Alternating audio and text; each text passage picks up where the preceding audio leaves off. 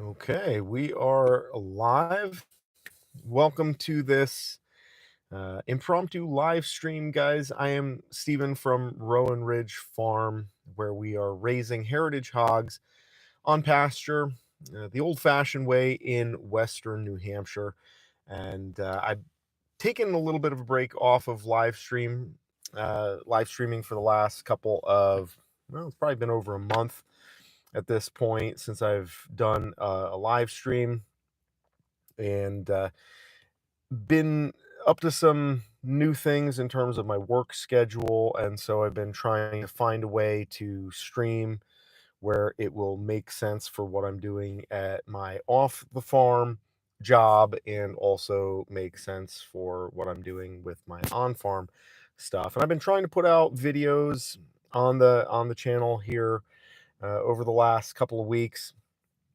Obviously, putting out videos is always something that goes a little bit slower than what I anticipate because I shoot a whole bunch of stuff and then it takes time to edit and put that out. But we're going to be doing more live streams usually around this time of the day. So if that's something that you guys like, be sure to drop a comment, let me know, because that's how I know what to keep doing and what to do more of. So this video, this live stream today, I want to talk a little bit about the idea of a right to farm. And if you've been watching some of my more recent uploads, it started with a video that I will link in the description here. If you are tuning in after, I haven't put it in the description yet. If you're here with me live, by Yanasa TV, talking about a situation in Vermont that happened, which, of course, is just across the river from where I am in Western New Hampshire. We're like right on the border. And basically, it's an issue that is unfortunately not a rarity, not unique, but a situation that arose where you had a local zoning board that started giving a small farmer problems and basically saying that you don't have any right to farm and basically forced him to shut down his farm and ran him out of business. And this is something that unfortunately happens all over the country and it happens all the time. And it's something that I think that I want to be able to address with the videos that I'm doing and the conversations that we're having here. And that's one of the reasons why I started this channel, is to help make America farmers again. Not necessarily that everybody has to be out there on a tractor, although that's where my heart is, but I want to encourage you, if farming is something that means something to you, that you subscribe to this channel and you follow what we're doing so that we can help shift the culture towards farming a little bit at a time. It's not that everybody has to be, Grizzly Adams and out there pulling a plow, but the idea that folks who are not directly involved in farming are able to appreciate and see their attachment to agriculture as an industry or as a hobby, even as a pursuit. We get more people connected to it because people fight for the things that they enjoy doing. People fight for their hobbies, frankly. And so I am not a purist where I look at farming as something that if you're not earning a full-time living and paying your bills off of your farm income, then you're some sort of a fraud. No, I think that it's important for us to invite people in who are new to farming or maybe aren't necessarily at a point where, you're ready to go all in or fully commit, but to welcome you guys in and encourage people to do it just as a hobby and grow from there, because the things that you do even just casually, it's still something that you're going to be able to defend, and that cultural attachment to farming and to agriculture changes the landscape when it comes down to things like zoning boards and local governance. And the problem is in areas like New Hampshire, New England, upstate New York, where I grew up. And if you're watching this from somewhere else, drop a comment or hit me up in the chat and let me know if you've seen this happening elsewhere in the country. But there's so many places that are rural, that are agricultural in their industrial foundation, and COVID certainly accelerated this process, but you have people leaving cities, leaving more or leaving more urban environments in search of the peace and quiet that comes from a rural lifestyle, and they bring their big city mindset into the country, and instead of saying, "How can I be more like these yokels in the country?" they want to run for positions in local governance and then tell you that you can't run a chainsaw before 10 a.m. because it's interfering with their meditation or their yoga session or some nonsense like that. And what you wind up happening is that you have formerly very productive agricultural parts of the country that now you can't afford to live there, let alone raise animals there and make a living as a farmer or do anything else, because the culture has changed and the people getting involved in the governance are not the people that are doing the living and the dying and the paying of the taxes. The people who are governing our rural areas and determining your rights to farm, these are people who are not part of the community. And so the culture, there's disconnect between the culture of farming and the people that are making the laws. And that's something that we need to be able to address, and it starts just a little bit at a time. And so, at the risk of being a little bit redundant, I want to ask you to subscribe to this channel, because that's one way that we are helping to shift the culture and just have more of these conversations where farming isn't something that only applies to people out in Iowa, but even somebody who's just interested in having some backyard chickens, interested in raising some pigs. I think that's really where the next level of being able to change things from a social perspective, and that's going to carry over into the governance, because you know, the things that people do for fun or that people do out of passion, out of an interest, those are things that people fight for. And you try to interfere with people's video games, their television, things that are, done casually as a hobby, you're going to have a big problem on your hands. People are going to react. And the same thing goes for farming. You don't have to be out there, running hundreds of acres and up to your neck in debt to the banks with farm loans to be able to shift the culture and say, hey, this is something that I actually care about because I'm participating in it, even if I'm only participating a little bit. And it's that little bit of participation where you start to realize and understand what farmers are actually up against when it comes to the role of local governance and how detrimental that can be to those of us that are actually trying to turn a profit in this type of work, and that we're trying to pass this on to other people. Cool Guy 29 says hi. Hi to you too, Mr. Cool Guy. Appreciate you being here on the live stream. The reason that I got interested in talking about this particular topic and the right to farm is because I see a lot of videos recently popping up where people are discussing the idea of farming and homesteading as a way to prep for the inevitable collapse of society. And, I'm always happy to talk about politics and the direction that society is going. But the idea of the bottom falling out of our economy and our society, and the idea that we should be preparing for that, makes a lot of sense. But um, the idea that we are going to look at farming and homesteading as a way to, counteract what could be coming, and as a way to prep, it's, well, it doesn't make a lot of sense if we don't have a fundamental right to sharpen that blade and to raise our own food to start with, because we're ultimately going to be fighting an uphill battle if we don't establish first, while things are good, before the wheels fall off. Right? I was watching a video, Joel Salatin interviewed by, I believe, Canadian Prepper is the name of his channel. It was an interesting video, but they're talking about kind of the effects of preppers and trying to get into homesteading as a means of prepping, to prepare for the wheels falling off, and the reality of, like, what does it actually look like when the wheels fall off.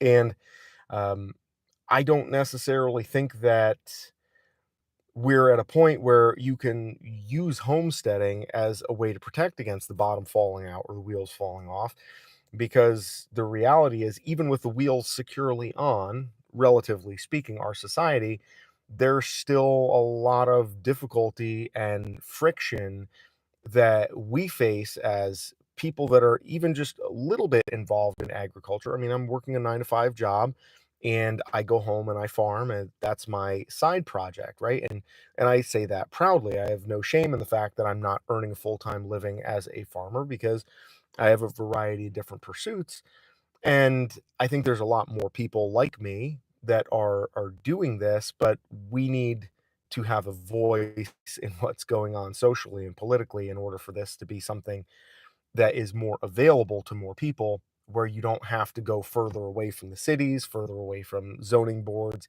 etc., to be able to have the opportunity to raise a couple of chickens or to raise a pig with your neighbor or something like that. And it's only as more people are starting to do this and it becomes more of a, mainstream type of pursuit, that we're going to see less friction from the government because it becomes more commonplace. um, so I don't know. I don't know what you guys think um, about this idea. I think that ultimately a lot of people get into homesteading and prepping with a mindset that says, well, I'm gonna, do everything by myself, and I'm gonna live off the fat of the land. I'm gonna hunt and I'm gonna fish and I'm gonna raise animals, and it's gonna be like Little House on the Prairie. But the reality is that even Little House on the Prairie, they still had towns that they had to go to sell the crops that they grew. They had neighbors that they had to interact with, communities where they had to work together. It wasn't a lone wolf type of situation where you're kind of off the grid. I mean, there certainly are people who do that successfully in relationship to prepping and homesteading, but to me, homesteading is hard enough as it is, trying to raise some food and to participate in the food system. It's difficult enough doing that where I don't feel like it makes sense, for me at least, to add more obstacles, to more hoops to jump through, obstacles that I gotta deal with. It's like a simple thing to just kinda start where I'm at and to focus on that and go from there. And that's difficult to kinda come to terms with because in the online homesteading space, there's a lot of pressure, I guess, to have a farm that is self-sustaining, right? It's almost like a scarlet letter that I have to be sitting in my truck on my lunch break at my hospital job off the farm, that I work to kind of pay my bills while I'm, working during my off time to get my farm up to speed so that my farm is able to make money. And I'm doing both things kind of at the same time. I'm juggling in order to try to get my farm off the ground. And, this is something that I've actually come to terms with because I don't really buy into the one size kind of a single approach that is supposed to cover everything. I think that there's room for some diversification in what we're doing for our income. And even in a shit hits the fan scenario, I think that there is a need for diversification because you have to be able to have a community that you're working with and through, in order to make any of this stuff work. And if you're, just kind of trying to do everything by yourself, you're going to make everything much harder than it needs to be. And, I probably don't need to tell you guys that farming is filled with plenty of challenges, even under the best of circumstances. So trying to go off on one's own and do everything by yourself, I don't think really is a wise approach or a wise strategy. Um, But at the end of the day, the question that brought us here, do we have a right to farm? Is that something that more people need to look at and think about?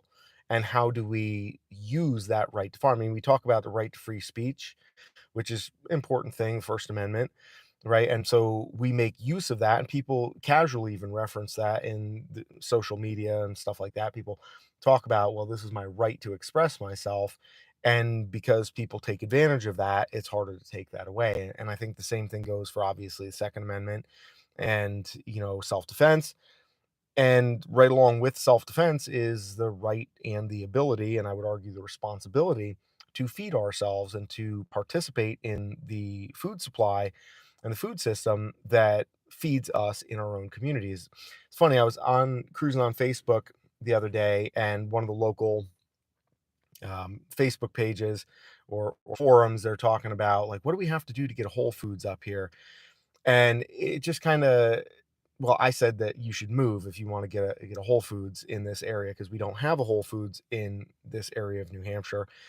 And I think that relying on bringing in stores that ultimately buy meat and produce from further away and then bring it in, which ultimately makes it harder for local farmers to be able to sell their stuff, is kind of like an ass backwards way of looking at things. Instead, we should be encouraging people to buy more stuff locally from farmers. And how can we encourage more people to start growing their own stuff instead of saying, how can I like delegate the production of my food to other people whose sole interest is just in making a profit and are not actually part of this community, right? When you think about it that way, it's kind of an ass backwards way of approaching getting your food to say, "Hey, let me delegate to people who aren't living in my community, aren't invested in the quality of the food or the effects of the business practices that they're doing and in the agriculture and the community. Let me outsource that to people who are just looking to make money and aren't living here rather than trying to work with farmers who are established here who are able to, you know, provide a good service and a good product that can feed us at a higher level of quality, and one hand kind of washes the other, but we're not used to thinking about food in that way. And my hope is that with more people who are starting to get interested in farming and start to take those first steps, that you can go beyond just having some chickens, having some pigs, that you can take some steps to put your oar in the water. And I'd be interested to hear from you guys, like, where you guys are at and what you guys are doing with farming, in order to make that happen. And I wish that I could do live streams from my farm. The problem is, my farm is out in the sticks, and the cell service on my farm is appallingly poor. So live streaming while I'm riding around on my tractor or doing other things like that is almost impossible. So we have to kind of take what we can get, but I want to use these opportunities while I am at work in a more civilized part of the state, and I have better signal, and I'm able to actually get a live stream signal out there and have these conversations to discuss some of the things that are happening in the world of farming, in the world of homesteading and agriculture, and really to connect with you guys and to have some of these conversations. So that's basically what I have to say about the right to farm. Well, actually, I should probably wrap it up a little bit with put a finer point on it. We absolutely have a right to farm, and the government doesn't give us rights. The purpose of the law and the purpose of the Constitution is not to give us rights. It's not that we don't have a right to speak, but because of the Constitution and the First Amendment, we now have a right to express ourselves because this piece of paper tells me I can. The reality, the idea behind America, and you can argue with this all you want. I'd be happy to have this out in the comments or in the chat. But the reality is, the Bill of Rights, the Constitution, the United States of America is founded on the idea that we are born with inherent rights, inalienable rights. In other words, when you're born, by the fact that you are a human being who is alive, you have these rights. Not that you're born with no rights and the government comes along and says, now you're allowed to speak because we said so. No, you're born with certain basic human rights. And just like the way I look at this is, if an animal born in the woods has a certain thing that it does to survive and to care for itself, that is effectively the level of what basic human rights also are. So, communication, freedom to assemble, to congregate together, to defend oneself. These are all the basic rights, obviously, that we have. But the right to feed ourselves and produce and grow our own food is something that I think is a basic human right. every animal that is alive out there, nobody is feeding those animals. They come into this world and they have to feed themselves. And until we start treating the right to farm as a basic human right that we need to exercise, we're going to have more small town governments and local politicians, zoning boards. There's plenty of people who get off on the idea of moving from a city into the country and then taking away from you the right to raise animals because they know better than these yokels about like how the environment should be managed. And after living in, a big city for however many decades and making their millions of dollars, now they're retired to the country and they want to tell you exactly why, your farming practices are environmentally irresponsible, right? There's enough of that going on that the more people who are content to just kind of say, not that big of a deal. I'll just go to Whole Foods to get my, quality produce and my quality meats, that eventually the more that happens, the fewer and fewer people are going to be able to farm, and the more farms are going to continue to go out of business, which is, if you look at what's happened over the last, pretty much since the 70s. And there's a lot of legislation that has driven things down this path, which is the reason why I'm always talking about it and always complaining about it, because the biggest thing that makes this difficult in terms of small farmers being able to feed their community, and any person who is able to raise a couple of animals and get them butchered should be able to basically at least break even, maybe make a small profit doing this. But it's not that simple because of government regulations that aren't really there to protect anybody.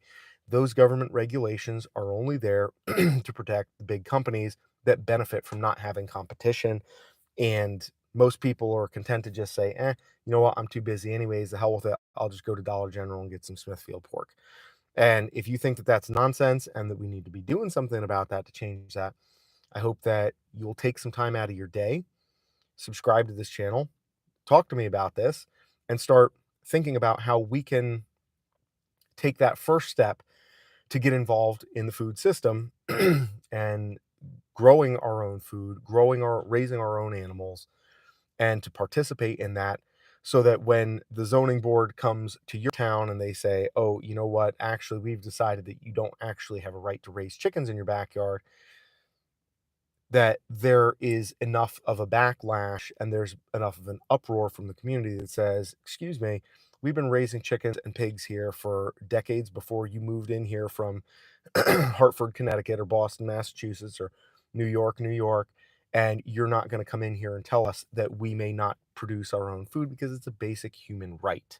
And for all of the complaints about sustainability, environmentalism, and all the Subarus with their catchy bumper stickers about how we need to save the environment and no farms, no food, and all these catchy sloganeering that is used by people who like the idea of appearing to be agriculturally invested, but don't actually have any personal involvement in that.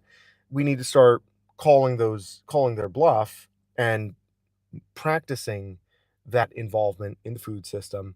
And we do it a little bit at a time, but it starts with conversations like this and attention and mindset. And that's what I have for you guys today. So I appreciate you all taking the time to watch this live stream. I know I'm a little bit rusty. It's been a little bit since I've been on a stream. And honestly, I came out of doing work trying to get a prescription filled for one of my patients. And I said to myself, I need to pop on the live stream because I thought I was going to have a little more time to prepare this great big dissertation for everybody here. And I just said, okay, you know what? I don't have much time. What's the one thing that I can riff about for 30 minutes without really having to do any research or have to do much thinking? Oh, yeah, it's government overreach and the fact that our right to farm is something that most people don't know or care about. And so, with that, I want to ask one last time, if you haven't already, please subscribe to this channel so that we can build this community, build this conversation, and help build the culture around farming so that everybody has their oar in the water, because the zoning boards and the governance is not getting any more is not getting any less restrictive, is not, they're not taking their boot off of your neck. They want to make sure that they take away every single person's right and ability to provide their own food for their own consumption, and they're going to keep doing that as long as we don't exercise our right to produce our own food. So I'm Stephen Reichert. This is Rowan Ridge Farm, and I am concluding this live stream. I'm going to be trying to live stream, let's say, every Wednesday at 2 p.m. But if you are subscribed and you look at, I'll post on the post section of my YouTube page. I'll do an update regarding the time because I want to try to dial this in. This is new, so it's going to be a little bit, we're playing it by ear. But if you guys like these live streams, leave a comment, let me know, because I don't know what you guys are thinking when you're seeing this. I don't know what questions you guys have. I don't know what brings you guys here. This is kind of like me just sitting here flying blind. So the more feedback you give me, that's going to help me to make this conversation work a little bit better. But in the meantime, get out there, make America farmers again, and we will see you guys on the next video, which is going to be about how I price my pork. That is a video. A lot of the videos, honestly, that I am making, they are based around emails, questions, comments that I get from you guys, and I say, you know what, I'm going to make a video about that, because if one person emails me and says, how do you decide what you're going to charge for your pork that you're selling? I figure, there's probably more people that have that question. And so that's one of the videos that's going to be coming up, unpacking some of the economics, because it seems like people are really interested in the dollars and cents, nickels and dimes of what we're doing here with the homesteading, and trying to figure out how to make a little bit of money and how to deal with the marketing and the financial side of things. And that's something that I enjoy talking about, because it's been a learning process for me in the 4.5 years that since I started homesteading, and I'm still learning, but I've made enough mistakes to make a little progress and see a little positive feedback. And so I want to be talking about how I have figured out how to price my pork, and not that my numbers are going to be relative, because ultimately all this stuff is regional. So what I'm charging for pork in New Hampshire is going to be very different than what you're going to be charging for pork in Pennsylvania or Ohio or Tennessee, because it's all regional, and the distance that the food that you're feeding your pigs, the distance that that food has to travel is going to dictate the cost of your inputs when you're feeding your animals, which is going to ultimately trickle down to what you have to charge in order to make a profit. So it's not about copying my numbers, but maybe just to give you some insight on the way that I approach and look at the economics when I'm trying to decide, okay, what's a reasonable price to sell my pork at? I don't want to be too high. I don't want to be too low. If I'm too high, people go away. If I'm too low, people go away. Got to find the right spot in the middle that works for you and works for your customers. But that's a topic for my next video, which I'm hoping to have out by next Monday. So, anyways, guys, appreciate you all taking the time. Show me some love in the comments, subscribe to the channel, share this video with your friends if this is interesting, and we will see you on the next video. Hopefully that will be on Monday. Have a good weekend. Stay safe.